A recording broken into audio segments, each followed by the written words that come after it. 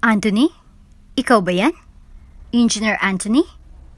Bati ni Edward sa kaibigan na ilang taon na rin niyang di nakikita. Edward, ang sikat na fashion designer from London. Kumusta ka na? How's life? Usisa ng kaibigan niya. I'm okay. Ito, single pa rin ngayon. Sagot niya habang pumipirma sa guest list. So, gaano katagal mong plano magstay na single? Until I find the right woman for me. Mukhang kilala ko na yung tinutukoy mo ah. Pabirong sabi ni Edward. Alam mo naman na siya ang first love ko. Well, Engineer Anthony, I guess luck is in your side tonight. Kasi andito na siya. Kakarating lang niya kanina. Pagbabalita ng LGBT na kabatch niya. Igala mo lang yung paningin pagpasok mo sa entertainment hall ng hotel neto. And I'm sure makikita mo agad siya. Bago ka pa lang sa channel neto, ibang kwento ni Ate Jane, istorya mo, ikwento ko. Huwag kalimutang pindutin ang notification bell at subscribe po. Anthony, anak, kunin mo nga yung natirang dayami sa gilid ng kwadra. Utos ng ama niyang si Mang Oscar. Opo, itay. Aga na tinigil ni Anthony ang ginagawa nung mga oras na yon. Binuhat niyang nakataring dayami at dinala niya sa kanyang ama na noon ay abalang nagpapakain ng mga kabayo. Napaliguan mo na ba si Belle? Tanong nito sa anak nang ito ay lumapit sa kanya. Tapos na po. Magaling kung ganun. Nagsabi na kasi si Don Enrique na parating na siya kasama ang kanyang asawa na si Doña Isabel. Kasama rin nila ang kanilang anak na si Clara. Pagbabalita ni Mang Oscar. Bumilis bigla ang tibok ng puso ni Anthony. Crush na crush niya kasi si Clara. Abot langit ang paghanga niya rito. Bukod kasi sa maganda ito, ay matalino pa. Magas pa nga lang ang pag-uugali. Sige Anthony, ayusin mo na si Belle at Apollo. Siguraduhin mong mahigpit ang pagkakatali mo sa sinturon nila. Bili ng itay niya. Si Mang Oscar at Aling Joy ay mga katiwala sa rancho ni na Don Enrique at Doña Isabel. Matagal na silang naninilbihan rito. Walang masabi ang mga magulang ni Anthony sa ipinapakitang kabaitan ng mag-asawa sa kanila. Kayong mag-ama, itigil niyo muna ang ginagawa niyo.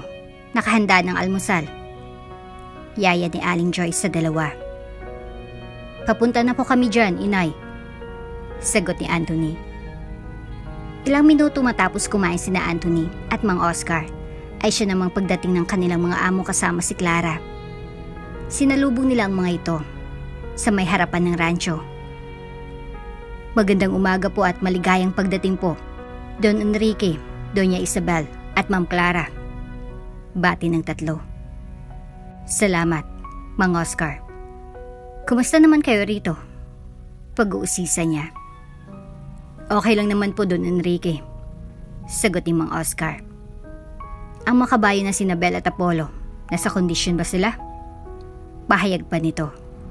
Nako, kondisyon na kondisyon po ang dalawang kabayo.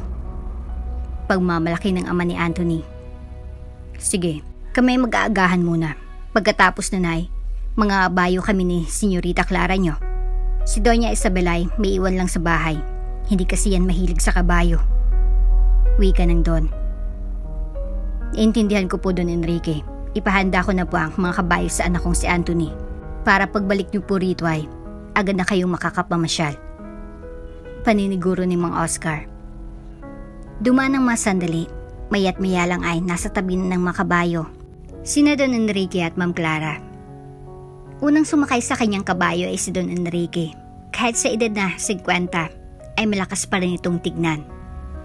Oh, Clara anak, sumakay ka na kay Belle. Utos ng kanyang ama. Saglit na natigilan si Senyorita. Baguhan pa lang kasi ito sa pangangabayo, kaya't di pa ito bihasa sa pagsakay.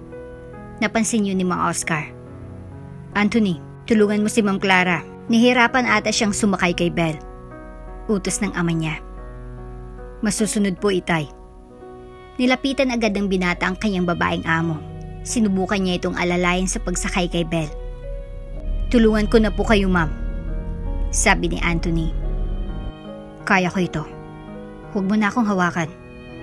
Ang pagtuunan mo ng pansin ay dapat hindi gumalaw si Belle para makasakay na ako. Pabulong na utos niya para di yun marinig ni Don Enrique. Sigurado kasing pagagalitan na naman siya nito dahil sa kanyang pagiging suplada. Tingnan mo ang anak kong yan, Oscar. Suplada pa rin hanggang ngayon. Hindi na yata magbabago ang kanyang ugali. Wika ng Don. Huwag po kayo magsalita ng patapos, Don Enrique. Habang buhay tayo ay may pag-asa para magpalit pa ng pag-uugali. Mungkahi ni Mang Oscar. Sa palagay ko ay may punto ka dyan. Siguro pag nakahanap na yan ng lalaking magpapatibok ng kanyang puso ay magiging mabait na ang unika-iha ko. Sagot niya sa kanyang katiwala. Kayo pong bahala, ma'am. Basta andito lang po ako sa tabi niyo pag kailangan niyo ng tulong.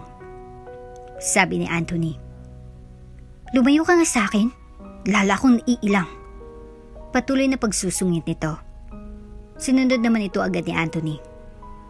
Anthony, ang mabuti pa ay samahan mo ang Ma'am Clara mo sa pangangabayo. Kumuha ka na rin ng kabayo mo sa kwadra. Utos ni Don Enrique. Masusunod po, senyor. Masayang tugon ni Anthony sa sinabi ng kanyang amo. Ang totoong dahilan bakit siya maligaya sapagkat magkakaroon siya ng pagkakataon na makasamang crush niya. Mabilis na nakabalik ito. Halatang nagmamadali kasi ayaw niyang iwanan siya ni Ma'am Clara niya. Si Marivic ang napili niyang sakyan. Isa ito sa mga pangangarerang kabayo sa rancho. Kaya't matikas ito at mabilis. Hiya! Hiya! Sigaw ni Clara sa kanyang kabayong si Belle. Nung unay ayaw nitong kumilos. Nagtaka si Anthony sa kinikilos nito. Nilapitan niya ang kanyang senyorita habang nakasakay siya kay Marivic. Doon niya napansin na mali ang paghahawak ni Clara sa reyna ng kabayo niya. Ang naintindihan kasi ni Belle ay tumigil at di umarangkada. Ma'am Clara, luwagan niyo lang po ang paghawak sa reyna ni Belle. Sabi ni Anthony. Tigilan mo nga ako. Huwag kang magmagaling. Bulyaw nito sa kanya. Tumutulong lang po ako sa inyo, ma'am. Wala pa akong intensyong masama. Sagot niya. Basta, tumahimik ka. Walang nagawa si Anthony kundi sundin ang utos ng kanyang senyorita. Crush niya kasi ito at ayaw niyang magkaroon ito ng bad impression sa kanya. Bawas pogi points daw yon. Hiya! Hiya! Nagpatuloy pa rin si Clara sa maling ginagawa niya hanggang sa nainis na si Belle at bigla itong tumindig.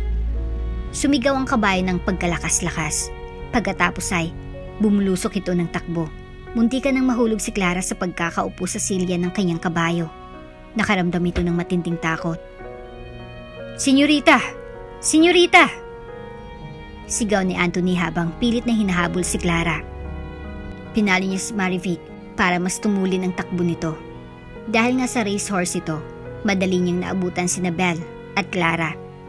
Hinatak niya ang reyna ni Belle upang tumigil ito. Dahan-dahan itong bumagal sa pagtakbo hanggang sa nakatayo na lamang ito na humihingal. Okay lang po ba kayo, Ma'am Clara? Usisa ni Anthony. Okay lang ako. Mihinang sagot niya. Nagulat kasi si Belle sa mga ginawa niyo, kaya siya napatakbo ng mabilis. Paliwanag ni Anthony. Salamat. Salamat. Pagod na sabi nito. Tama ka. Dapat ay nakinig ako sa'yo. You saved me. You're my hero. Wika nito sabay hawak sa kamay ni Anthony. Nabigla ang binata sa nangyari. Ngunit kalma lang siya. Baka kasi mabuking ng kanyang senyorita na may lihim itong pagtingin sa kanya. Sa di kalayuan ay nakita pala ni Mang Oscar at Don Enrique ang kabayanihang ginawa ni Anthony. Namangha sila sa katapangan ng binata. Ibang klase yung anak mo, Oscar. Sabi ni Don Enrique. Manang-mana sa'yo. Kung di dahil sa kanya, malamang napahamak na si Clara ko. Pahayag pa niya. Ginawa niya lang po ang trabaho niya, senyor. Sagot naman ni Mang Oscar. Iniatang ko sa kanya responsibilidad ng pangangalaga kay Ma'am Clara sa pagkakataon na ito. At sa wari ko, ginampanan naman niya ito sa abot ng kanyang makakaya. Magaling ang anak mo. Patuloy na wika ng Don. Patunay na lubos na humanga ito sa anak ni Mang Oscar. Mamaya, pagbalik natin sa bahay, papuntahin mo siya sa akin. Nais ko siyang makausap. Utos ni Don Enrique. Sige po, senyor. Sagot naman ng ama ni Anthony. Samantala, sina Anthony at Ma'am Clara ni Twy nangangabayo na sa di kalayuan. Tinuturuan siya ng anak ng katiwala nila. For the first time, nakikinig ito sa kanya. Upang di po magulat si Belle, dapat ay huwag niyo pong higpitan masyado ang paghawak sa reyna niya. Kapag ganito kasi ang masasaktan nito at mag-iisip ito na ang gagawin upang alisin kayo sa pagkakaupo sa likod niya, katulad po ng ginawa niya kanina. Mahabang paliwanag ni Anthony. Natakot rin kasi ako kanina, kaya nahigpitan ko ang hawak ko. Depensa ni Clara. Normal lang po yan ang maramdaman niyo, ma'am. First time niyo po kasing sakyan si Belle. Ayaw ko sana kaso, ito naman kasi si Papa, mapilit. Ngumiti na lamang si Anthony habang malagkit na tinitigan sa mata si Clara. Mas lalo yatang lumalim ang paghanga nito sa kanya, lalo na't nagkakagaanan na sila ng loob. Papa, did you see what Anthony did? Paniniyak ni Clara sa kanyang ama. Yes, I did. Thankful nga ako sa kanya. He saved your life back there. Sabi ni Don Enrique. Naputol ang usapan ng mag-ama nang biglang dumating si Aling Joy. Don Enrique, tara na po sa loob ng bahay. Magpahinga po muna kayo ni Senyorita Clara. Yaya ni Aling Joy. Pinagtimpla ko na po kayo ng kape at juice naman po para kay Ma'am Clara. Nag-aantay na rin po si Doña Isabel. Dagdag nito. Halika na, Iha. I think you need a break matapos ang lahat ng nangyari kanina. Tawag ni Don Enrique sa anak niya. Sige, Papa. Salamat ulit, Anthony. Salamat. Pahayag niya sa katiwala na nagligtas sa kanya kanina lang. Mas lalong kinilig si Anthony sa sinabi ni Clara. Kung pwede ngayon tumalon siya sa tuway, tatalon siya. Imagine mo naman na malapit na siya sa crush niya. It's definitely one step closer sa puso niya. Makarang ilang oras ay kinausap ni Don Enrique ang binata tulad ng biling niya kay Mang Oscar. Iho, ilang taon ka na? Bunga nitong tanong. 15 years old po, Don Enrique. Kinakaba niyang sagot. Abay, kasing edad mo lang pala si Clara ko. Bulalas ng Don. Opo, siguro po. Sabi ni Anthony. San ka pala nag-aaral ngayon? Usisa pa ng amo niya. Tumigil po ako saglit. Kinukulang po kasi sa budget sina inay at itay.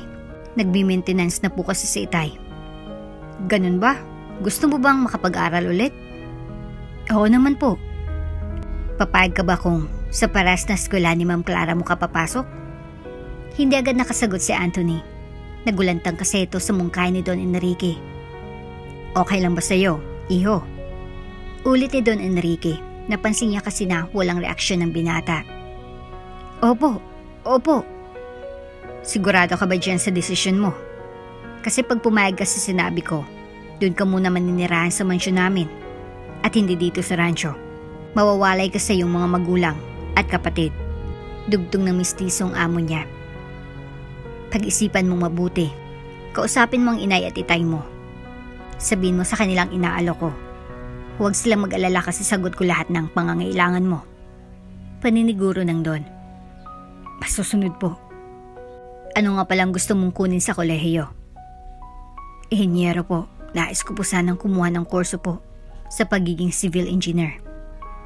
Magandang karera yan. Pangarap mo bang magdisenyo ng mga bahay? Hindi lang po yun, Don Enrique. Bala ko po gumawa ng mga naglalakihan at nagagandahan na gusali dito at sa ibang bansa. Pagyayabang niya. Mas maigi pa lang naisip mo, iho. Natawang sabi ng kanyang amo.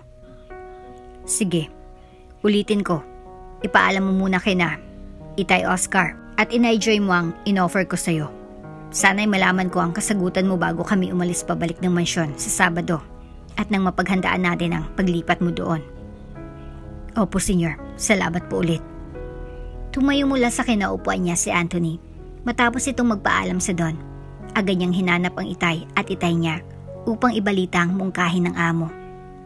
Nako, magandang balita nga yan, anak. Sabi ni Mang Oscar.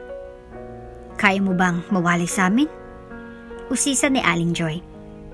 Kakayanin po. Para naman po ito sa inyo at sa mga kapatid ko. Sagot niya si inay na nakikitaan ng kalungkutan sa kanyang mukha. Ngayon lang mapapalayo si Anthony sa kanila at parang di niya kakayanin. Huwag po kayong mag-alala. Gagawin ko po ang lahat para makatapos ako. At kapag may trabaho na ako, igagawan ko kayo ng bagong bahay. Pangako nito sa magulang.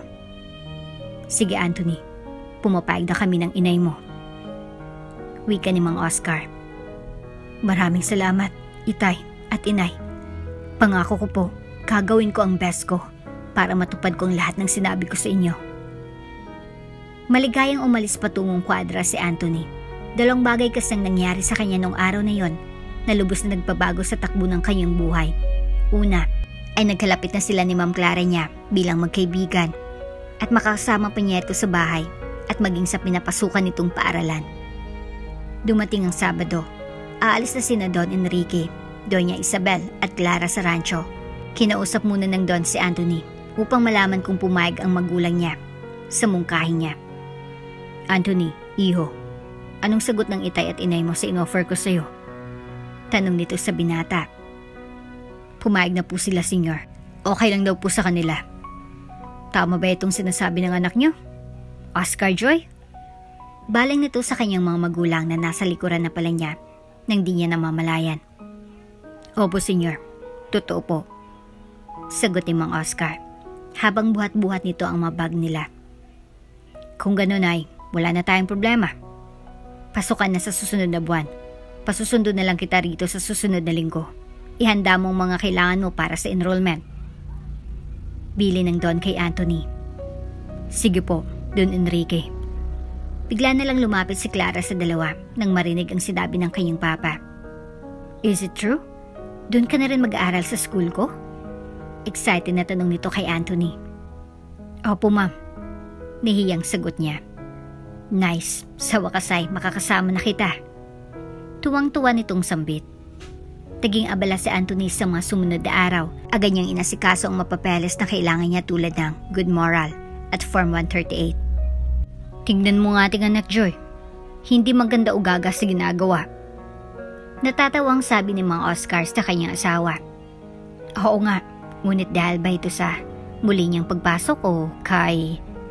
Di tinuloy ni Aling Joy ang sasabihin kasi napansin niyang papalapit si Anthony sa kanila. Narinig ko po yun, inay. Wika nito na medyo naiinis. Ang alin? Wala naman akong binabanggit na pangalan ah. Pagbibiro ng kanyang inay. Inay naman. Hindi lang po siyang dahilan. Gusto ko lang talaga makatapos sa pag-aaral para guminhawa naman ang buhay natin.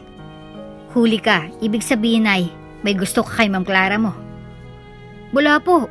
Wala po. Maray na pagtanggi ni Anthony. Tayo lang naman ang itay mo ang narito. Umamin ka na anak. Pangungulit ni Aling Joy. Sige na nga po. Opo, crush ko po si Ma'am Clara. Oh, kita mo na? Tapos kanina kung ano-anong idinadahilan mo. Wika ng inay niya. Anak, mayaman sila. Alangan ka sa kanya. Saba ni Mang Oscar. Paghanga lang naman pong nararamdaman ko itay. Maaari po itong magbago. Pangangatwira ni Anthony. Maganda kung ganon. Makakahanap ka rin ng katulad niya pagkatapos mong graduate sa kolehiyo at maging inyero ka na. Bili ng itay niya. Di na umimik si Anthony. Nasaktan kasi ito sa sinabi ng ama. Si Clara ang first love niya. Di niya yun mapapalitan ng ibang babae. Handa naman siyang maghintay basta bahala ng tadhana kung sila nga ang magkakatuluyan sa bandang huli. Mabilis na dumaan ang mga araw. Nang sumunod na Sabado, ay pinasundo siya doon ni Don Enrique. Niyakap niya ng mahigpit ang kanyang inay na noon ay di mapigilan ng pag-iyak. Matagal kasi bago niya makitang muli ang panganay na anak. Andito ka na pala, iho. Bati ni Don Enrique sa binata. Opo, kakarating ko lang po. Sagot niya sa amo. Welcome sa aming mansyon. Sana'y ituring mo ito na pangalawang tahanan mo. Dagdag nito. Oo naman po. Masayang sabi ni Anthony. Myla, samahan mo siya sa kanyang magiging kwarto. Mula ngayon ay ituturing niyo siyang bahagi ng aming pamilya. Utos ng Don. Masusunod po, senyor. Nagulat si Anthony sa binanggit ng amo niya. Bahagi ng pamilya? Paano ako naging bahagi ng pamilya nila? Pabulong na tanong nito sa sarili. Sobra naman yata ang pagtrato na yon sa kanya ng Don. Dito ang kwarto mo. Kasama mo ba dito sa Mario, na family driver natin? Maaari mo nang ilagay ang mga gamit mo dyan sa cabinet. Utos ni Ate Myla niya. Sige po ate, tugon niya. Samantala sa may salas. Pa, dumating na ba si Anthony? Excited na tanong ni Clara sa ama niya. Yes, Iha. As a matter of fact, pinasamahan ko siya kay Myla sa kanyang kwarto. Wika ni Don Enrique sa anak. Great. Can I bring him to the mall? Mamamasya lang po kami pa. She knew some kind of welcome party for him as a thank you gesture. Paglalambing ni Clara. No problem. Whatever my unika Iha wants, she will get. Sagot ni Don Enrique sa bugtong na anak nito. Apple of the eye ng Don si Clara. Nag-iisang anak niya kasi ito. Subalit dahil sa gawing yun ay lumaking spoiled brat ito, which explains yung pagiging suplada nito minsan. Just like the first time na magkita sila ni Anthony sa rancho. Anthony? Anthony, andyan ka na ba sa kwarto mo? Sigaw nito sa may hallway papunta sa servants' quarters. Nalimpungatan ng binata. Patulog na sana siya dahil sa sobrang pagod sa malayong biyahe. Opo, senyorita. Sagot niya. Nice. Can I come in? May sasabihin lang sana ako. Palambing niyang paghingi ng pahintulot. Oo naman po. Pahayag ng binata. Alright, papasok na ako. Takasuot na ng dark green halter top si Clara at maong jeans. Sa baba naman ay sneakers ang gamit niya. Mas lalo itong nagpatingkad ng angking kagandahan niya. Nabighani tuloy si Anthony nang makita niya itong nakatayo sa pintuan ng kwarto niya. Nagpaalam na ako kay Papa na isasama kita sa mall ngayon. It's my way of thanking you for everything that you did for me. Kaya huwag ka nang tumanggi kasi pumayag na siya. Kwento nito sa binata. Ma'am? Huwag na po. Nakakaya po. Saka wala po akong isusot na pang mall. Pagdadahilan niya. Magagalit ako pag di ka sumama. Also, isa rin sa dahilan ay bibili tayo ng mga isusot mo for school. I want you to be presentable. Siyempre ikaw ang... Di na ituloy ang sasabihin pa niya kasi biglang dumating si Myla. Ma'am Clara, hinahanap kayo ng mama niyo. Balita niya sa kanyang senyorita. Bakit daw? Kay Jess na busy akong nakipag-usap kay Anthony. Hindi rin po niya nabanggit, inutusan lang po ako niya na tawagin kayo. Dagdag ni Myla. Alright, akyat na ako. Anthony, mag-ready ka na. Alis na tayo in 15 minutes. Paalala nito sa kausap na binata. Sige po, ma'am. Umalis na si Clara upang kausapin ang kanyang mama. Iha, what are you doing? Galit na sigaw nito kahit malayo pa si Clara. What do you mean, ma? Si Anthony. Masyado ka na nga yatang malapit sa kanya. Dagdag ni Doña Isabel. Oh, that. I owe him my life. Bakit sa tingin mo ba? Pag di niya iniligtas ang buhay ko, kausap mo pa ako ngayon? Masungit na tugon nito sa mama niya. I'm just repaying for what he did. Sana yan ang isipin niyo. Are you sure? Yes. It's all because of that. Wala naman ibang dahilan. Good. Akala ko kasi ay nagkakagusto ka na sa kanya. Oh my. She must be kidding. Paano naman ako magkakagusto sa ganung uri ng tao? Hindi siya nababagay sa pamilya natin. Much more sa akin. Pagpapaliwanag niya. Salamat. Iba na kasi ang dating ng mga ginagawa mo sa kanya. Si Papa mo, bakit tinulungan niyang makapag-aral si Anthony? Tanong ulit ni Doña Isabel sa anak. Ayun ba? It's the same sa reason ko. He owes him my life. At yun lang ang tanging paraan upang mabayaran niya ang utang na loob niya sa kanya. Now it's clear. I thought nahibang na kayong pareho ng papa mo. Na you were bossed out of your mind. No worries, ma. Now you know the true reason bakit namin ginagawa ito. Hindi naman kasi kami mga taong ingrato. Marunong din kasi kaming tumanaw ng utang na loob. Okay. That settles everything, Iha. Enjoy your shopping at the mall. Thanks, ma. Well, I have to go. Paalam niya kay Doña Isabel. Wait, dahil sa pagtatapat mo here, gamitin mo itong credit card ko. Buy whatever you want. Panunuhol nito sa anak. You're the best, ma. Masayang sabi ni Clara sabay halik sa pisngi ng mama niya. Sa buong akala ni Anthony at magulang nito ay forever nang ipinapakitang kabaitan ng Ma'am Clara at Don Enrique sa anak nila. Nagkamali pala sila. Isa lamang pala itong pagbabalat kayo. Naipit tuloy ang panganay nilang anak sa isang sitwasyong nasusubok sa kanyang katatagan. Oh, ready ka na ba, Anthony? Tanong ni Clara. Yes, ma'am. Mahinang sagot nito. Niya kasi itong lumabas ng kwarto. Ang suot lang niya ay pinaglumaan niyang maong at puting t-shirt. Okay lang yan. Lantarang pagsisinungaling ni Clara. Sige po. Ilang minutong dumaan at nakasakay na sila sa kanilang Montero. Kuya Mario, sa Market Square po tayo. Utos si Clara. Okay po, ma'am. So, kumusta ang first day mo sa bahay? Usisan nito kay Anthony. Okay naman po, so far. Minang sagot ng binata. Nice. Basta kapag may kailangan ka, just send me a message. Napaisip si Anthony, paano niya gagawin yun? Wala naman siyang cellphone, tulad ng senyorita niya. Ma'am, baka personal lang kitang sabihan. Ala po kasi akong phone. Sabi ng binata. Ay, oo nga pala. Bilhan na lang kita sa mall. Nako, huwag na po. It's the least I can do. Nakangiting wika niya kay Anthony. Lingid sa kaalaman ng binatay, may lihim na balak si Clara. Kaya ito binilhan ng cellphone, ay para madali niya itong utusan kahit nasaan man ito. Naglibot ang dalawa sa mall, kung pagmamasdan nga ay para silang magsyota. Nasa cloud 9 noong mga oras na yun si Anthony. Subalit ang kaligayahan na yun ay panandalian lamang. Ilang saglit lang ay dumating ng mga barkada ni Clara.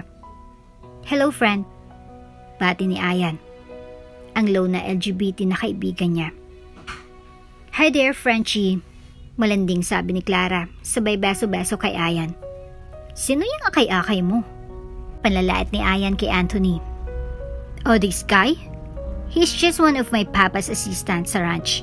Binigyan siya ng scholarship ng papa ko kaya sa school na rin siya mag-aral next semester.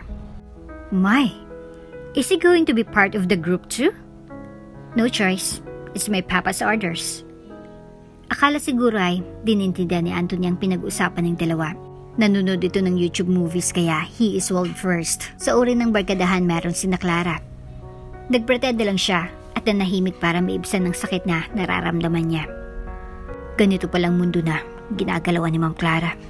Ibang-iba siya sa mundong kinagisnan ko sa probinsya. Bulong niya sa sarili. Pero matibay ako. Hindi ko susukuan ng mga ganitong tao. Same lang kami na nilalabas mula sa aming katawan. So paano sila nakaangat sa akin? Anthony, tara na. Let's go to the department stores to look for some clothes that would fit you. Pasosyal niyang sabi. Still pretending to be sweet sa kanya kapag silang dalawa lang ang nag-uusap at malayo ang mga kaibigan niya. Nadagdagan pang inis ni Anthony nang makita nila sa mall ang isa pang barkada ni Clara. Oh sweetie, how's my gorgeous amiga? Hiyaw ni Eliza, ang maldita niyang kaibigan since elementary days.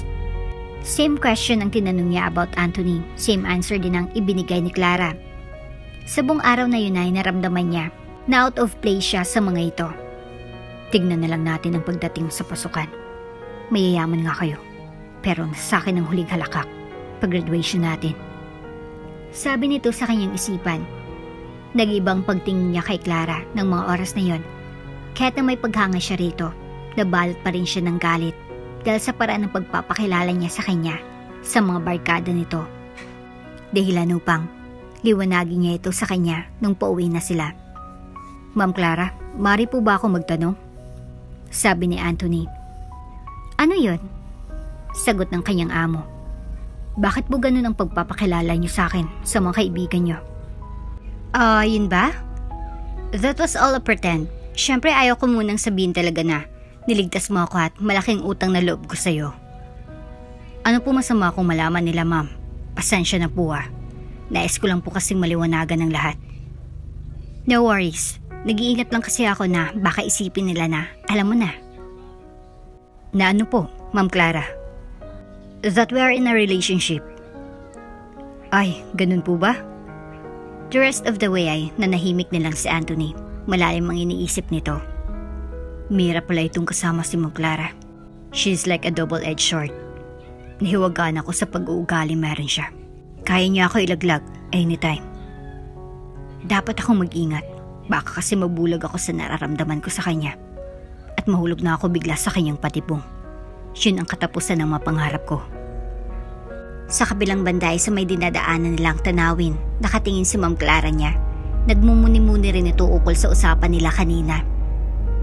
Palabas lang ang lahat ng pakikitungo ko sa'yo. Gagamitin ka lang namin ni Papa sa pag-abot sa mga pangarap namin. Ngunit hindi ko maunawaan ang idinidikta ng puso ko ukol sa'yo. I think I'm falling for you. Kaso kailangan kong sundin ang nais ng Papa ko. As they say, blood is thicker than water. Mabilis na dumaan ang mga araw. So sa school opening na ng Asian School of Business Management. Hi, Clara.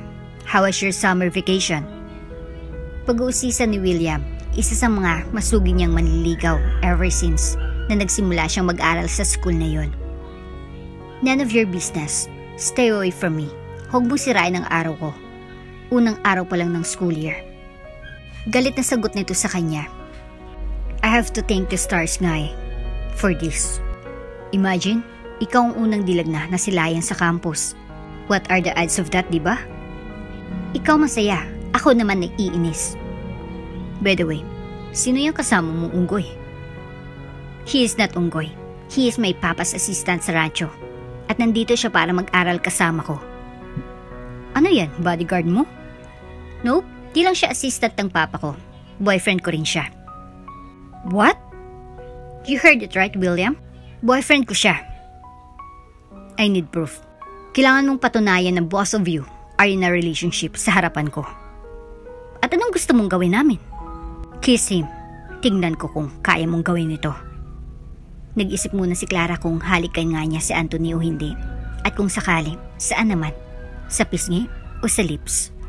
Kikilos na sana siya nang biglang umeksena si Ayan. Huwag na huwag mong susundin ang kagustuhan ng siraulong half-breed na yan. Sino ba siya para diktahan ka? Sabi ng LGBT na kaibigan. Hindi mo naman siya ex kasi never mo naman siyang naging syota. Mas okay pa nga itong si Pogi kesa yan sa Amerikanong hilaw na yan. Pagtataray ni Ayan habang hinahaplos ang baba ni Anthony. Yes, Ayan is right. I do not have to prove anything to you kasi there was never an us. Natawa si Anthony sa nangyayari sa harapan niya. Matitikman na sana niya ang mga malalambot na labi ni Ma'am Clara niya. Epal kasi itong si Ayan. Dahil napahiya si William, ay minabuti lang niyang umalis. Pero may iniwan itong babala kay Anthony. Anong tinatao mo dyan? Unggoy, it's not over between the two of us. May araw ka rin sa akin. Nagpanting ang tenga ni Anthony sa narinig. Papatulan na sana niya si William pero may naramdaman siyang kamay na mahigpit na humawak sa kanyang braso. Hayaan mo na siya, Anthony. He is not worth your time. Saka baka di mo siya kayanin. Mas matangkad siya sa'yo. Kawawa ka lang. Nagulan si Anthony sa narinig. Hindi niya mapagtanto kung ano talagang ibig ipihawatig ni Clara sa kanyang mga tinuran. Binaliwalaan niya lang ang mga sinabi nito. Move on ika nga.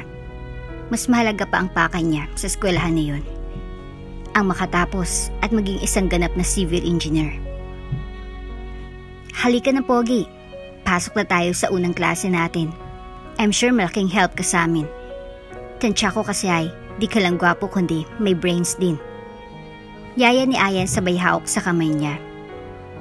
Tama ka dyan, Frenchie. Dagdag naman ni Eliza, nakakarating lang nung oras. Just in time bago dumating ang teacher nila. Anthony, dito ka na lang maupo sa tabi ko. Utos ni Clara. Sinunod naman ito agad ng binata kasi syempre bukod sa amo niya ito ay may lihim na pagtingin pa siya rito. Naging makabulan ang araw na yun kay Anthony.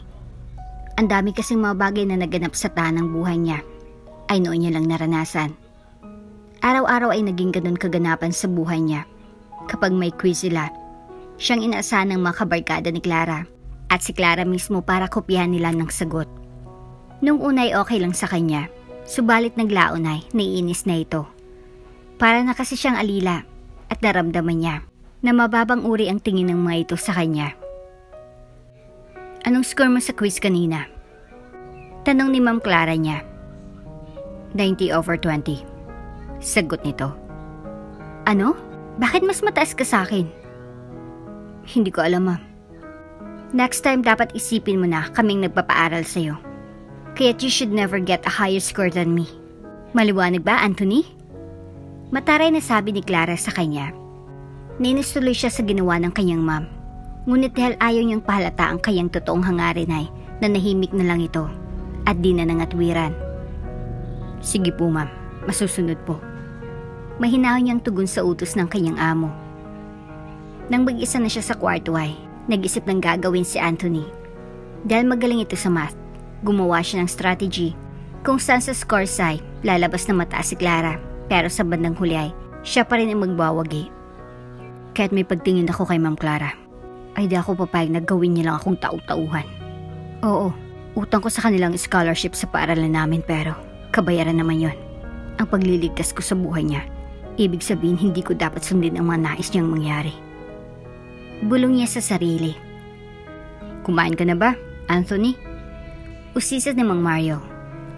Hindi pa po eh. Sabayin mo na ako rito. Kumuha ka na ng plato at saluhan mo ako dito sa pansit na binili ko. Talaga po? Oo naman. Bakit sa tingin mo ba ibang pagtrato ko sa'yo tulad ni Ma'am Clara? Ano pa ibig niyong sabihin? Iho, hindi kaila sa akin ang lantarang panggagamit sa'yo ni Ma'am Clara at ang mga magulang nito. Hindi ba kapag may gusto siyang paggawa ay switch siya sa'yo at kapag nasa harap pa naman kayo ng mga so-called kaibigan niya ay utusan ka niya? Opo, tama kayo. Ganyan ang klase ng pagkatao meron sila. Kaya kung ako sa'yo, mag-iingat ka. Narinig ko kasi minsan sina Don Enrique at Doña Isabel na nag-uusap. Ang sabi ng Don sa kanya, kaya kanya binigyan ng scholarship ay para gawing bodyguard ni Clara. Kapag andyan ka daw sa tabi niya ay panatag ang loob niya na safe ang unikaihan niya. Okay lang naman yun, di po ba? Sa isang punto, maganda siyang tingnan. Subalit kapag susuriin mo, isa lang ang silbi mo sa kanila. Isa ka rin lang utusan ni Ma'am Clara. Huwag mo sasabihin sa akin na nahulog ng loob mo sa kanya. Paano kung sagot ko ay, oo? Ay nako, anak. Burahin mong pangalan niya sa puso mo. Hindi siya karapat-dapat sa'yo. Pero po di ba may kasabihan tayo na ang lahat ng tao ay may karapatang magbago? Kung paniniwalaan mo yan, ay saludo ako sa'yo. Nang gabing yun ay naliwanagan ang isip ni Anthony. Tatapat naniniwala pa rin ito sa kasabihan na may chance pa naman maayos ni Clara ang kanyang pagkatao at gagawin niyang lahat para mangyari yon. Simula na mag-usap sila ni Mang Mario ay naging maingat na si Anthony. He did not believe everything that Clara is showing him. Sa kabilang banda, habang umuusad ang mga araw ay nag-iibang pagtingin ni Clara sa kanya. He has become more than a friend to her. Nawawala na sa isip niya ang dapat na papel ni Anthony sa buhay niya. Dahilan upang ang kanyang mag-grado sa mga subjects ay bumaba. Mas mababa pa sinasahan ng kanyang ama na si Don Enrique. What's happening to you, Iha? Pag-iimbestiga ni Don. Bakit ganito ang mga grades mo? Hindi ko rin alam, Papa. Ginagawa ko naman ang best ko. Si Anthony, tawagin mo si Anthony. Utos ng Don kay Myla. Agad namang kumilos ang katulong. Nang dumating ang binatay, agad na kinuha sa kanyang report card niya. Nagulantangan Don sa kanyang nakita. Straight grades na line of 9. Bulalas ng matanda. Mas mataas pang grado mo kaysa sa unikaiha ko? Paano ito nangyari, Anthony? Tanong nito na so-called bodyguard ng kanyang anak. Hindi ko rin alam, senyor. Siguro ay dahil nag-aaral po ako ng mabuti. Paliwanag nito. Alam mo ba na wala kang karapatan na magkaroon ng ganitong grades? Isa ka lang utusan. Lumabas na rin ang totoong kulay ni Don Enrique. Isa pala itong mapagmaliit na amo. Anak ka lang ng katiwala ko sa rancho. Ang mga katulad niyo ay walang karapatang umasenso sa buhay. Ano yan? Gagastusin kong pag-aaral mo para lang ipahiyang anak ko sa eskwelahan niya? Bago ka dumating, si Clara ay consistent na nangunguna sa klase niya. Lagi riyan nananalo sa lahat ng mga contest na sinasalihan niya. Then you are here. lalagpasan mong lahat ng yon. At ang masahol pa ay, na-impluwensya mo siya to take it easy sa school. Tell me now, may relasyon ba kayong dalawa, anak ko? Doon na sumabad si Clara. Wala, Papa. Wala kaming relasyon ni Anthony. Kaibigan ko lang siya. Ganun naman pala eh. Since kaibigan mo siya at utusan na rin, dapat ay tinutulungan kanyang mas tumaas ang grado kaysa sa kanya. Tama ba ako, Anthony? Opo, senyor. Magaling. Alamin mo ang lugar mo sa pamilyang ito. Sa susunod na markahan, kailangan makita ko na mas mataas ang grades ni Clara kaysa sa'yo. Galit na utos ng Don sa kanya. Kapag din nangyaring sinasabi ko, maaari ka nang umuwi sa probinsya at doon ka na magpatuloy ng pag-aaral mo. Maliwanag ba? Opo, senyor. Sige, umalis ka na sa aking harapan at mag-uusap pa kami ng anak ko. Habang paalis siya ay nasulyapan niyang tumutulong ang mga luha sa mata ni Clara. Sa anong kadahilanan ay hindi niya na nais malaman pa. Ang mahalaga ngayon sa kanya ay ang tuparin ang nais ni Don Enrique upang may pagkakataong siyang matapos sa pag-aaral. Mula ngayon ay, wala muna akong pakialam sa dadarama ko sa iyo, Clara. Masakit ang masalita na binitahan ng papa mo. Tutulungan kita na makuha ang mga grades na gusto niya. Subalit gagamitin din naman kita sa aking pagnanais na maabot ang aking pangarap. Ito ang kaisipang itinanam ni Anthony sa kanyang isip hanggang sa marating nila ang araw ng kanilang pagtatapos. Clara became the valedictorian and Anthony the salutatorian. Ngayon tapos na sila sa high school ay lantaran niya nang ipinahayag ang kanyang nararamdaman sa amo niya.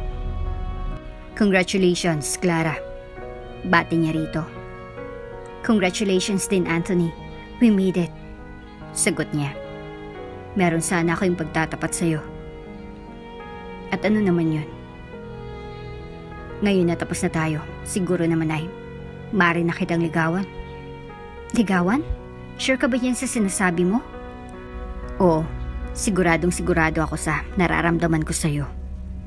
Sa tingin mo ba, nababagay ka sa akin? Anak ka ng katiwala lang namin sa rancho at ako naman ay anak ni na Don Enrique at Doña Isabel. Mahal kita, Ma'am Clara, at yan ang dinidikta ng puso ko. Well, wala akong pakialam dyan sa sinasabi ng puso mo. Siguro kung noon ka pa nagtapat sa akin ay sinagot kita. Pero ngayon na wala ka ng silbi sa akin. Aaminin ko, minahal kita noon. Hinangaan kasi kita dahil iniligtas mo ako. Gulong-gulong ang isip ko kasi di ko alam kung alin ang susundin ko. Ang papa ko o ang puso ko na ang laman ay ikaw. Hindi mo na ba maibabalik ang nakaraan? Tanong ni Anthony. I'm sorry. Ibaling mo na lang sa ibang pagtingin mo. Iniwan ni Clara si Anthony na luhaan sa tabi ng stage. Dapat sana'y masaya siya sa araw na yon tulad ng kanyang mga magulang dahil nakatapos siya sa high school. Subalit nabalot ang kanyang puso ng dalamhati dahil binasted siya ni Clara. Bagamat binasted siya ni Ma'am Clara ay nagpatuloy pa rin siyang maglingkod kay Don Enrique. Ngunit ang pagtitinginan nilang dalawa ay di tulad ng dati. Tinupad ng Don ang pangako niyang papatapusin niya ito ng college. Duman ang mga taon. Inakala niya na wala ng pagkakataon pa na mapalapit siya kay Clara. Hanggang sa isang trahedyang naganap sa buhay ng pamilya ni Don Enrique na magpapabago sa lahat. Sunog! Sunog! Nasasunog ang mansyon! Sigaw ng mga katulong. Andun sina Anthony at mga magulang niya nang maganap ito. Dahil kaarawan niya ni Don Enrique at kinakailangan sila upang tumulong sa pagsisilbi sa mga bisita. Tumawag kayo ng bubero. Huwag niyo nang antayin na lumaki pa. Palao ni Doña Isabel. Si Clara, nasan ang unika iha ko? Sigaw ni Don Enrique. Noon nila nalaman na natrap pala ito sa kanyang kwarto. Nagpaalam siya kanina na magpapalit ng damit bago mangyari ang sunog. Nasa kwarto siya. Nasa kwartong anak ko. Nang marinig ni Anthony ang tunuran ng Don, ay kumilos agad ito. Hindi niya na iniisip kung ano man ang alitan meron sila noon, sapagkat sa kanyang puso ay mahal pa rin niya ito. At ang mahalaga ay mailigtas niya ito mula sa kapahamakan. Ma'am Clara! Ma'am Clara! Andyan po ba kayo? Andito ako. Andito ako. Mihinang palahaw nito. Inikot ni Anthony ang kanyang paningin sa paligid. Hinahanap niyang pinanggalingan ng tinik. Nang matiyak niya kung nasan si Ma'am Clara, sumigaw ito upang ipaalam na papalapit na siya. Andiyan na po ako. Huwag na huwag po kayong gagalaw. Antayin niyo lang po ako. Mungkahin ng binata. Sige. Pero dalian mo kasi. Tansyakway, bibigay ng kesame sa tapat ko. Sagot nito. Opo ma'am. Paniniguro ni Anthony. Ilang saglit lang ay nasa tapat na ng kwarto ng Ma'am Clara niya. Umatas siya upang sipain ang pintuan. Ma'am Clara, nasa harapan na po ako ng pintuan. Lumayo po kayo dahil sisipain ko ito. Naintindihan ko. Matapos bumagsak ang pintuan ay pumasok na si Anthony. Nagtakip siya ng panyo upang di niya malanghap ang usok. Nasa isang sulok si Clara, inaabangan ng pagdating niya. Tara na ma'am, kailangan na nating umalis. Utos ang binata habang inalalaya ng kanyang senyorita. Tinanggal ni Anthony ang panyo na nakatakip sa ilong niya at ibinigay ito kay Clara. Itakip mo muna ito ma'am. Malalanghap niyo kasi ang usok habang papalabas tayo. Salamat. Nasa kalagitnaan sila ni Clara nang mahulugan sila ng nagbabagang kayo na naging sanhi ng pagkasunog ng balat nito sa likod. Ah! Hiyaw nito. Clara, okay ka lang ba? Tanong ni Anthony na nag-aalala sa kalagayan nito. Bago pa man sila makarating sa hagdanan ay nahimatay na si Clara. Walang choice sa Anthony kundi buhatin ito hanggang sa tuluyan niya itong mailabas sa nagliliyab na mansyon. Nagpalakpakan ang lahat ng matanaw silang dalawa. Nilapitan sila ng medic na nandun at kinuha mula sa kanya si Clara. Nilapatan agad nila ito ng paunang lunas. Nasunog ang balat ni Clara sa likod. Nasunog po. Paalala niya sa mga manggagamot. Huwag kang mag-alala, iho. Kami nang bahala. Nagtiwala naman ito sa kanila. Hinayaan na lang niya ang mga ito. Salamat, iho. Muli mong pinatunayan na ikaw ay isang bayani. Sabi ni Don Enrique sa kanya. Ngunit hindi yun pinansin ni Anthony. Sa halip ay lumapit ito sa kanyang mga magulang. Okay ka lang ba, anak? Tanong ni Mang Oscar. Ayos lang po ako, tay. Bagod lang. Pagkasabi nun ay bigla na lang itong bumagsak sa harapan ni Aling Joy. Anak ko! Tulong! Paghingi ng saklolo ng ina niya. Agad namang lumapit ang dalawang medic. Dinala na sa malapit na ospital sina Clara at Anthony. Sumunod naman sina Don Enrique at Doña Isabel. Sumakay na kayo sa amin. Utos ni Don Enrique sa magulang ng binata. Huwag na po sir, nakakahiya po. Sabi ni Mang Oscar. Halina kayo. Niligtas ni Anthony si Clara. Kaya ituring nyo na lang na pasasalamat ko ito sa inyo. Pangungulit ng Don. Sige po. Pagpahig ng mag-asawa. Bilisan mo, Mario. Kailangan nating makarating agad sa ospital. Utos ng Don. Okay po, sir. Sa S. Creek Hospital dinala ang dalawa. Agad na nilapatan ng lunas si Clara. Kasi siyang nasa critical na kondisyon. Nagtamo kasi ito ng 3rd-degree burns sa likod. Samantalang si Anthony ay nakarecover matapos makapagpahinga. Kayo po bang magulang ng pasyente? Usisa ng attending physician kina Don Enrique at Doña Isabel. Opo, Dok. Kailangan na mag-undergo ng skin grafting ang anak niyo. Sino po sa inyong pwedeng mag-donate? Narinig ni Anthony ang sinabi ng doktor. Ako po. Ako na lang po. Sagot niya. Anak, baka hindi mo pa kaya. Pagpigil ni Aling Joy. Kaya ko na po. Pagpupumilit ng binata. Kung siya po ang donor ay kailangan na siyang itest sa laboratory. Dapat malaman po natin agad kung compatibility sila. Mungkain ng doktor. Sige Anthony, sumunod ka na sa nurse. Utos ni Don Enrique. Nagsimula agad ang mga laboratory test. Maya't maya lang ay nasa operating room na sina Clara at Anthony. Masala ng operasyon na yon kasi kapag nagkamali ang doktor ay maaring magkaroon ng infection si Clara. Something na ayaw nilang mangyari. 5 oras ang inabot bago matapos ang skin grafting. Successful po ang operation. Out of danger na po ang mga pasyente. Pagbabalita ng attending physician sa mga magulang ni Clara at Anthony. Masayang mga ito. Nasa recuperating room ng mga ito. Pagkaraan ng ilang araw, na-discharge si Anthony Samantalang si Clara ay naiwan pa kasi masala ng kondisyon nito. Okay ka na ba, anak? Paniniguro ni Aling Joy. Opo, inay. Ang mahalaga sa akin ay gumaling na si Clara. Sabi nito sa inay niya. Ngumiti na lang si Aling Joy. Naintindihan niya kasi ang nararamdaman ng anak. Duman ng ilang buwan, sa wakas ay nakauwi na si Clara sa mansyon. Salamat naman sa Diyos at magaling ka na, anak. Sabi ni Doña Isabel. Sumasakit pa ang likod ko, Mama. Wika ni Clara. Normal lang yan, Iha. Give the skin grafting time to heal. Andito lang kami nagpapamo para alalayan ka.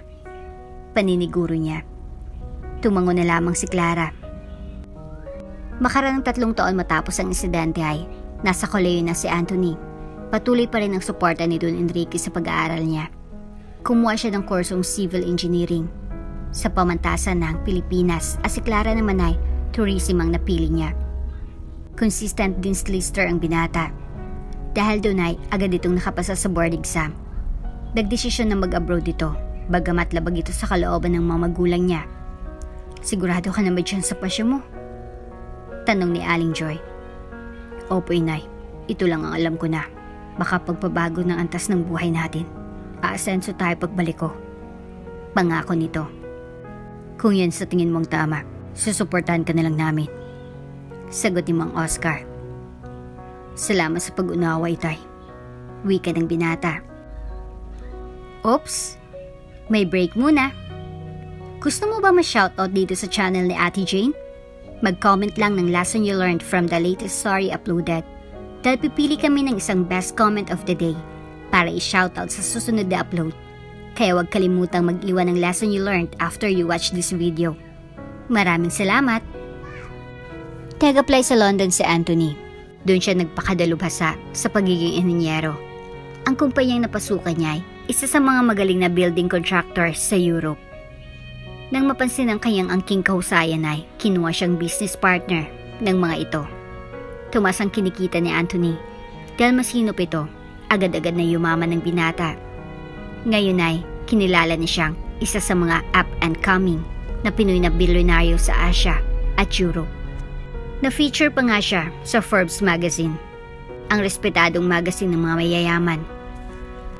Engineer Anthony, the columns are ready to concrete pouring. Report ng foreman niya sa kanya. Go ahead as scheduled. Medyo nadidelay na tayo kaya we need to hustle. Bili niya. Copy, engineer. Isa ito sa mga prime projects ni Anthony sa Europa. Kinuha siya ng London government para sa paggawa ng Olympic Stadium nila. Ang tawag nila dito ay the London Grand Arena. Ayusin yung concrete pouring para maabot natin ang tamang strength. Pahayag ni Anthony. Okay, sir. It took 3 months para mabuang istruktura. In time lang sa opening ng 2028 Olympics. Excellent work, Engineer Anthony. Bati ng presidente ng London. I didn't expect it to be this beautiful. For that, you and your employees will receive a healthy bonus from our government. Thank you, Mr. President. Sagot ng binata. Matapos ang turnover ng London Grand Arena, ay pinagbakasyon muna niya ang kanyang mga employees. Samantalang nanatili naman siya sa London upang mamasyal. Isang gabi, habang nakasakay siya sa kotse niya pauwi sa bahay niya sa syudad, nakareserve siya ng email mula sa alma mater niya noong high school. Ina-anonsyo nito ang magaganap na reunion ng batch nila. Natuwa si Anthony sa natanggap na balita. Alam niya kasi na pag-uwi niya sa Pilipinas para dito ay may posibilidad na magkita sila ni Clara. Clara, you have got to do better than that. Utos ng Amerikanong photographer na kumukuha ng larawan niya para sa isang magazine. Sorry, I am just a bit distracted right now. Sabi niya. Do you need a break to gather yourself? Yes, that would be good. Okay then. Guys, let's all have an hour break. Be back at 3. Utos niya sa kanyang matauhan. Thank you, Rich. Wika ni Clara sa photographer. Tara na muna sa malapit na coffee shop, ate. Kailangan ko uminom ng kape para makafocus ako. Utos nito sa kanyang assistant. Okay po, ma'am. Sagot nito sa amo. Dahil ang iba pang bag niya na naglalaman ng kanyang mga necessities ay sinamahan niya si Clara sa nais nitong puntahan na restaurant. Malapit lang naman ang naturang shop sa lugar ng photoshoot, kaya't hindi magiging problema ang pagbalik nila rito. Hindi po sa nangiilam ako, ma'am. Bakit po wala kayo sa sarili niyo kanina? Tanong ng assistant niya habang umiinom sila ng kape. May dumating kasi na email ukol sa aming high school reunion. Nag-iisip ako kung pupunta ako o hindi. Paglalahad nito. Kailan po ba yan, ma'am? Sa katapusan ng buwan. O di ba po? Tapos ng contract niyo this week? Ibig sabihin babalik na po tayo sa Pilipinas. Paalala ng ate niya. Oo, nasa Pinas na tayo nun. Ano pong problema? Ayaw niyo po bang pumunta? Gusto ko syempre. Andun kaya ang mga barkada ko na matagal ko nang hindi nakita. Ano pong pumipigil sa inyo? Makulit na tanong nito sa amo. Kailangan ko pa bang sagutin yan? As in, ipaliwanag sa'yo why I'm not going? Mataray niyang sabi. Nagtatanong lang naman po ako, ma'am. Malumanay na tugon nito. Sige, baka sabihin mo na masama mo akong amo. Sasagutin ko ng tanong mo. Nag-alinlangan akong pumunta kasi baka magkita kami ni Anthony. Sino yun, ma'am? Siya ba yung sinasabi nilang manliligaw niyo na ayaw niyong sanang basta din eh? Tinuloy niyo pa rin kasi niinis kayo sa kanya? Oo, siya yun. Bakit nga ba niinis kayo sa kanya? Kasi hindi niya pinapansin ng mga pasaring ko sa kanya. Alam ko naman na same kami ng nararamdaman. Pero napaka-torpe niya. Kung kailan graduation day namin, saka siya magsisimula palang manligaw sa akin. Napakasaklap naman pala ng love life niyo, ma'am. O now, naalam mo na, itikim mo na lang ang bibig mo kapag tinatanong ka ng photographer o ng kanyang staff kung bakit wala ako sa focus kanina. Sabihin mo na lang na masamang pakaramdam ko. Sige, Ma'am Clara. Pagsang-ayon ng assistant niya. Matapos ang isang oras ng break ay bumalik na ang dalawa sa photoshoot. Tulad ng inasahan ni Clara, inusisa sa kanyang assistant bakit parang wala siya sa kanyang sarili kanina lang. Sinagot lang ng assistant ang tinuro sa kanya ng amo niya. Pupunta ba ako o hindi? Kapag nagkita kami, anong reaction ko dapat? Bulong niya sa kanyang sarili. You have to go, Clara. If Anthony notices na wala ka dun, it could be the end of a relationship that should have been. Sabi ng konsensya niya. Sige, pupunta na nga ako. Bahala na kung makita ko sa Anthony dun. Sigurado naman ako na hindi siya as successful as I am now. Nang matapos ang kanyang contract ay umuwi na nga ng Pinas si Clara. How was your modeling stint sa Americana? Tanong ni Don Enrique. Okay lang naman po pa.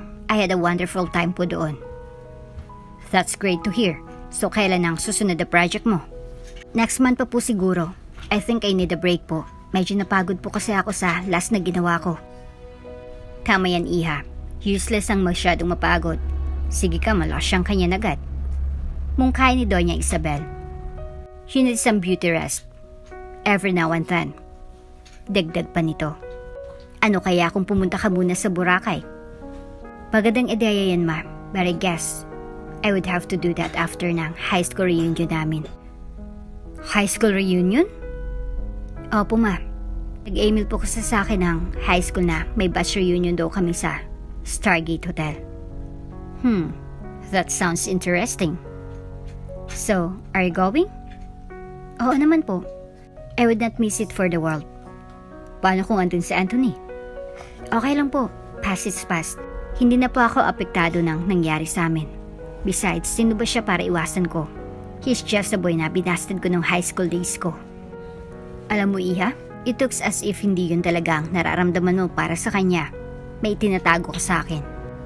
Naman. Call it motherly instinct. It seems kasi na may feelings ka pa para sa kanya. Napilit mo lang binabaliwala dahil na late na nung niligawan ka niya. Ma, if I have feelings for him, di sana nung high school pa lang kami, sinagot ko na siya. He was just one of those pesky boys na nanggulos ng buhay ko. Ipaalala ko lang ha, dahil sa pagmamahal niya sa iyo ay naras niya ang buhay niya para mailigtas ka dun sa sunog. Kasalanan niya yun, ma. Kung napahamak siya while doing that. Nobody asked him naman to do that during that time. Iha, guys like him are rare nowadays. I guess, ang reunion nito ang alignment ng inyong stars. Malay mo after this event ay, mabalitaan ko na kayo na. Panunukso ng mama niya. Hindi mangyayari yun, ma. Mark my word. Oops. As your Lola loves to say, huwag mong salita ng patapos cause she never knew what will happen next. Hay nako, ang dami mong alam na drama, ma. Sige po, iwanan ko muna kayo dito sa salas. Akit lang po ako sa kwarto ko para magpahinga. Sige anak, sana ay mapanaginipan mo si Anthony. Dagdag nito habang pumapanaog ng stairs si Clara. Ma, hindi yan mangyayari. Matagal na nakaidlip si Clara. Malayo kasi ang bansang pinanggalingan niya. Nagising lang siya nang biglang tumunog ang kanyang phone. Hello Clara? Tanong ng caller sa kabilang linya. Who's this? Si Ayan ito, Frenchie. Sigaw ng tumawag. Ikaw pala. It's been a while since nagkausap tayo ah. Oo nga eh. Busy kasi ako masyado sa mga modeling stints ko. I have been in and out of the country the past 6 months. Pagkukwento nito. Dako friend ha, nabalitaan ko na isa na pala sa mga sought after model sa Amerika at buong mundo. Supermodel material ka daw. That's true. Kaya mas lalong mahirapan ang mga boys na manlikaw sa akin. Speaking of boys, have you heard na Anthony is in town? Pupunta daw ito ng high school reunion natin. To tell you the truth, friend, wala naman akong pakialam if he will dare. He is just a part of my past. There. Nasasense ko na nagsisinungaling ka sa akin. Ramdam ko na may pagtingin ka pa rin sa kanya. Wala akong nararamdaman para sa kanya. Kahit kailan ay, di nagkaroon ng puwang ng katulad niyang lalaki sa puso ko. Okay, if you say so. Basta kapag ayaw mo na sa kanya, ibalato mo na lang siya sa akin. Ngayon pa lang, iyong-iyo na siya. Go to go, Frenchie. Did to take my meal. And do some exercise para maging fit ang katawan ko. Alright, Clara. See you at the reunion. Paalam ni Ayan. Maraming sa mga taong nakapaligid sa kanya ang nagsasabing mahal pa rin niya si Anthony. She keep on denying it, subalit niniwala sila na nagsisinungaling ito. Ano kayang gagawin ko para maramdaman nila na I never loved him? Bulong niya sa kanyang sarili. Hindi nga ba? What if ligaw niya ako ngayon? Itong gumugulo sa isip ni Clara habang nakahiga siya sa kama. Mom? Mom? Kakain na daw po kayo. Sabi ng papa at mama niyo. Okay ate, pakisabi na bababa na po ako. Masusunod po Ma'am Clara. Samantala, kakarating lang ni Engineer Anthony sa Ninoy Aquino Airport. Ang una nitong ginawa ay bumili ng mga pasalubong para sa mahal niyang magulang. Naging habit niya na yun. Ganyan magmahal ang binata. Alin kaya dito ang mainam na iregalo ko kay inay? Halos na sa kanya na kasi lahat ng uri ng designer's bags. Tanong niya sa kanyang isip habang tumitingin ito sa hilera ng mga bags sa Gucci. Ano naman ay bibigay ko kay Tay? Ang hilig lang naman nun ay mga bayo. The last time cowboy hat. Ang pasalubong ko, ito na lang atang boots. Dagdag niya. Dumiretso na siya sa coffee shop as usual. Nag-order siya ng cappuccino. Tulad din ni Clara ay napapaisip din siya kung itutuloy niya ang balak na pumunta sa batch reunion nila o hindi. Baka kasi magkita sila doon ng babaeng bumasted sa kanya nung high school.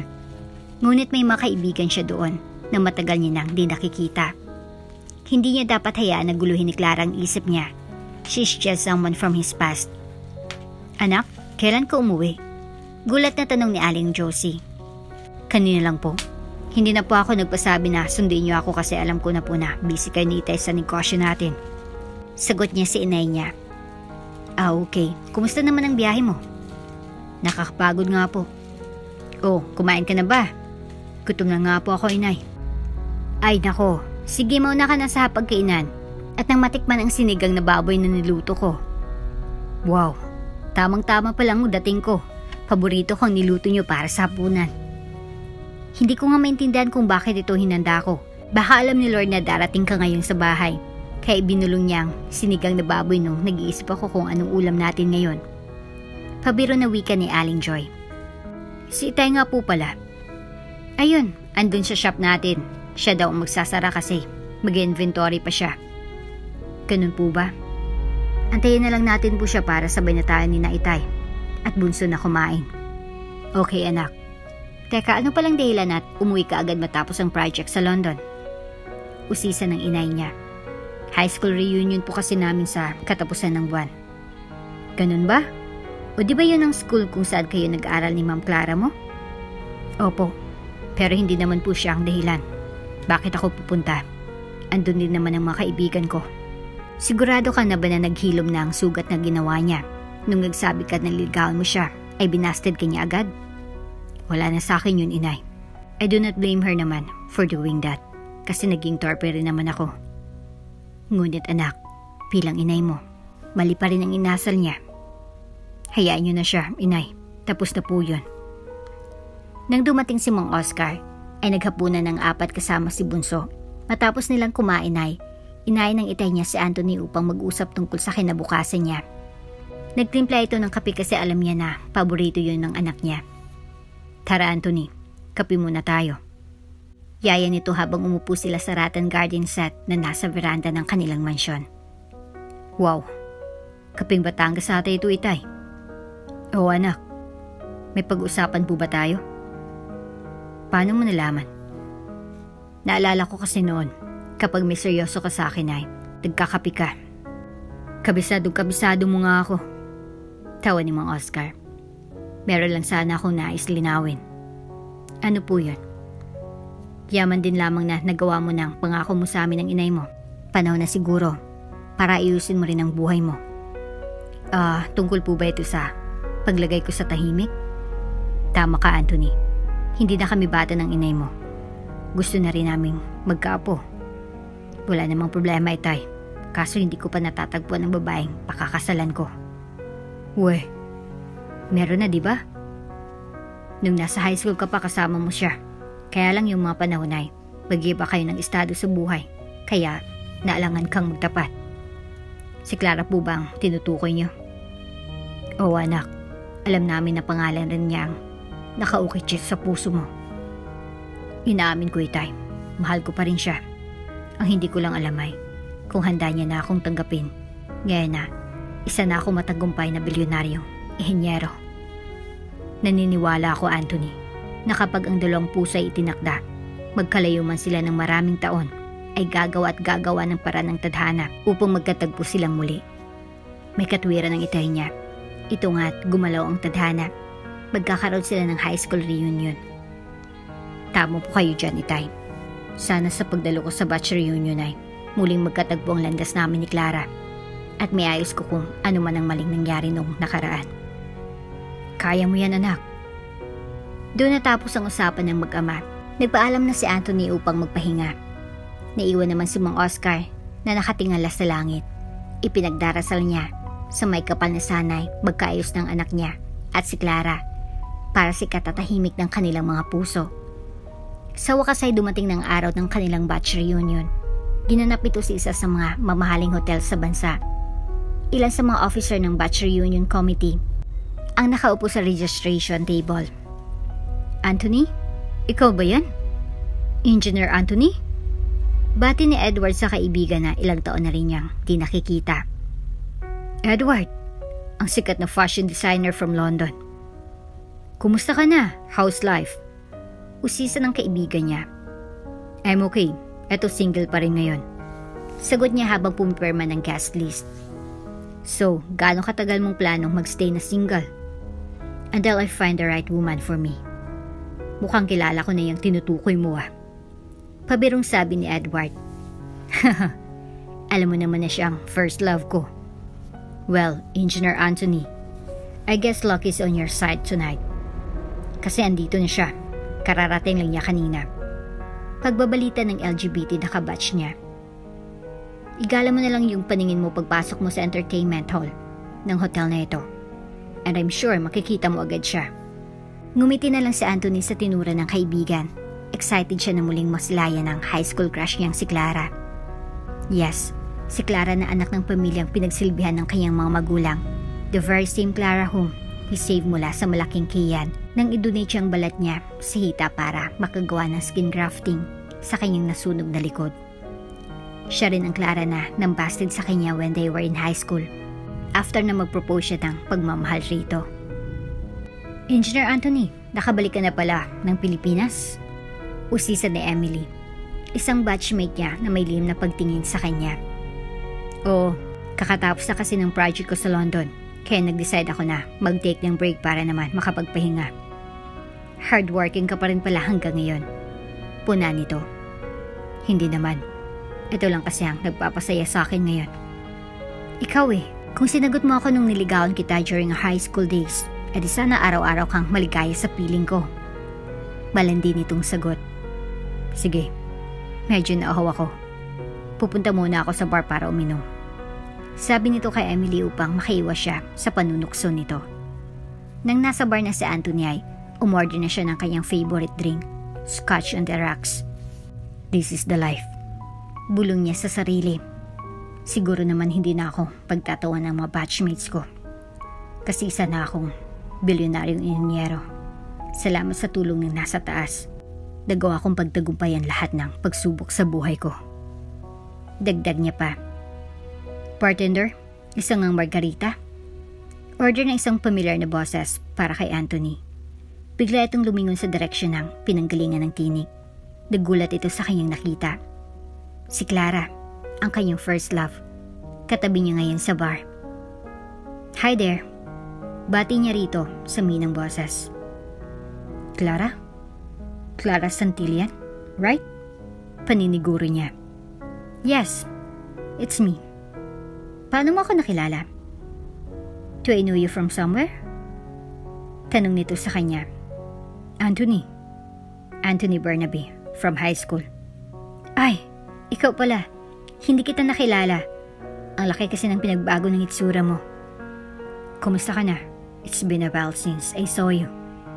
Eto, isa na akong modelo ngayon. Pagyayabang niya. You haven't changed. You're still as gorgeous as ever. Thank you. Well, I have to go. Hinahanap na kasi ako ng friends ko. Okay. Wika ni Anthony. Nagkunwari lang pala si Clara. The truth is, nung nag-uusap sila ni Anthony ay gustong-gusto niya nang umalis sa bar. Ang tagal kasing gawin ng bartender ang margarita niya, kaya't wala siyang nagawa kundi ang magpanggap na mabait. Tinerve na kausapin niya ako. Tili niya habang papalapit sa mesa nilang magkakaibigan. What's wrong, girl? Tanong ni Barbara. Can't you believe it? Andito si Anthony na yun. The very same guy na stalker ko nung high school. Pagbabalita niya. Si Anthony Bernabe? Paglilinaw naman ni Lychel. Yes, siya. Oh my Clara. You're one lucky girl. Dagdag pa nito. At bakit naman? Bulyaw nito sa kaibigan habang nakataas ang kilay niya. Haven't you heard? Isa siya sa mga sought after bachelors sa buong mundo. Pahayag ni Lychel. Niloloko niyo lang ata ako eh. Gusto niyo lang na mag-guilty ako sa mga pinaggagawa ko. Sagot ni Clara. No, totoong sinasabi ni Lychel. Anthony is not the same guy. Nakaklase natin mula sa high school. Paliwanag ni Barbara. At paano naman na ibang Anthony na ito? Pag-uusisa ni Clara. Isa na siyang bilyonaryo na inhinyero, my dear. Pahayag ni Barbara. Go ahead. Tignan mo ang kanyang mga social media accounts. Utos pa nito. Tama nga ang mga kaibigan niya. He is not the same Anthony Bernabe back then. Sabi niya sa kanyang sarili. Dahil sa nalaman ay, bigla na lang nagising ang natatagong damdamin para sa binata. Mas lalo itong sumidhi nang madiskubre itong lihim na magpapaalala sa kanya tungkol sa nakaraan. Something that would make her understand kung anong uri ng pagmamahal meron si Anthony para sa kanya. Nanunay, gusto na sana niyang ialig sa kanya when they were still in high school. Magandang gabi, batchmates. Nes po sana naming ipaalam na magkakaroon po tayo ng reunion king and queen. Sabi ng presidente ng kanilang batch na si Edward. Kaya kung may nais po kayong i-nominate, please click the link we sent on our messenger group chat. Hanggang 11:30 lang po ang botohan. You only have 3 hours to do this. Dagdag pa nito. Upang magkaroon ng malaking chance ng kasama ni Anthony ang first love niyang si Clara, naghanap si Edward ng mautusan para mag-dominate sa kanilang dalawa. Habang lumalalim ang gabi, isang programang inalay ng batch nila para sa kanilang beloved teachers. Pinarangalan nila ang mga ito at binigyan ng regalo. Isa sa mga nag-donate kay Engineer Anthony Bernabe ang nagbigay ng tig 25,000 sa mga ito. Hindi rin nagpahuli si Clara na mag-donate ng tig 15,000 sa mga teachers nila. Buong gabi ay nag-asara ng dating mag-amo hanggang sa dumating na nga ang oras upang basahin ang nanalong reunion king and queen. Batchmates, nasa akin na po ang resulta ng balota. Excited the wika ni Edward. Handa na ba kayong malaman kung sino ang ating reunion king and queen? Tanong nito sa mga nag-aabang na batchmates niya. Oo. Sabay-sabay na sigaw ng mga ito. Ito na, ang ating reunion queen ay walang iba kundi si Clara Montenegro. Hiyaw ng lahat. Kasama na doon si William Johnson, ang Phil-Amyang manliligaw noon. That's my girl, bro. Look how gorgeous she is in that dress. How I love to have her all by myself tonight. Pagmamayabang ni William. You're going to get her, bro, because you're going to be the reunion king. Pambobola ng isa niyang kabarkada. Nagpatuloy si Edward sa kanyang announcement. At ang ating reunion king ay walang iba kundi si... Drumroll please. Engineer Anthony Bernabe. Tagulat ang lahat sa naging resulta ng balota. No man, I should be the king. Pagwawala nito habang umakyat si Anthony sa stage. Dahil hindi niya matanggap ang pagkatalo. Agad niyang sinugod ang binata at hinila niyang suot nitong coat and tie na naging saninang pagkapunit nito. Nagulat si Clara sa nangyayari. Wala siyang magawa kundi ang panuorin lamang ang dalawang lalaki na nag-aaway ng dahil sa kanya. Natapos ang kaguluhan ng inawat sila ng iba nilang lalaking batchmates na andon. You're disgrace to this batch. Get out of here. We don't need you. Galit na sabi ni Edward kay William. You and your kind do not deserve to live here, in our country. Dagdag pa niya. We're not done. We're not done. Sigaw ng Amerikano kay Anthony. I'll be waiting for you. Anytime, anywhere. Sagot naman ni Anthony. Nang makalman ng lahat at nailabas ng nanggugulong batchmate nila, pinagtuunan naman ni Edward ang pansin ng kaibigan. Okay ka lang ba, Anthony? Tanong nito. Oo, Edward. Lumapit naman si Clara sa kanya. Anthony, punasan ko na yung dugo mo sa bibig. Once again, iligtas mo na naman ako. Nasaktan ka ba? Paano yan? Napunit ng coat at pati ang pantalon mo. Wala ito, Clara. Alam mo na, I will do everything for you. Sinubukan ni Anthony na tumayo, pero natumba ulit ito. Doon na nakita ng peklat sa likod ng kita nito. This brought back the memories about sunog sa nangyayari sa kanilang mansion years back. Her papa kasi never mentioned kung kanino galing yung skin graft na nilagay sa likod niya.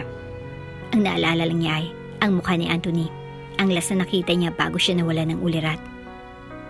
Ikaw bang nagbigay ng skin graft nung nagkaroon ako ng 3rd degree burn sa likod ko? Usisa niya sa binata. Oo, ako. Ganyan kita kamahal, Clara.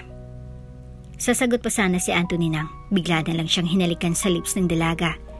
Iyon ang kasagutan niya. Kung pwede maging sila. What started as a fairy tale romance between a poor boy and a rich girl ended up in a wedding at the Cathedral Basilica of the Immaculate Conception. Ikinasal si Engineer Anthony at fashion model Clara Montenegro. Same din na unang nagkilala sila sa rancho. Ang araw ng unang iniligtas na Anthony si Clara mula sa kapahamakan sa pagsakay sa kabayo. Mabuhay ang bagong kasal! Mabuhay ang bagong kasal! Sigaw ng mga tao at bisitang naroon. Sa isang sulok ay umiyak si Aling Joy. Masaya ito na sa wakas ay nakamit na ng anak niya ang inaasam-asam na pag-ibig. Habang si Don Enrique naman ay tahimik na nakamasid sa unikaihan niya. Now she is the wife of the man who has been her hero. At dito na nga po nagtatapos ang ating kwento. Hanggang sa muli. Shoutout nga pala kay Helen Castro. Ang sabi niya ay, ang ganda ng storyang ito. Kahit na mahirapan ang kapatid niya, sinisika pa rin niya matustusan lang ang pag-aaral ng kapatid niya. Maraming salamat! Kung bago ka pa lang sa channel neto, ibang kwento ni Ate Jane, istorya mo, ikwento ko. Huwag kalimutang pindutin ang notification bell at subscribe button.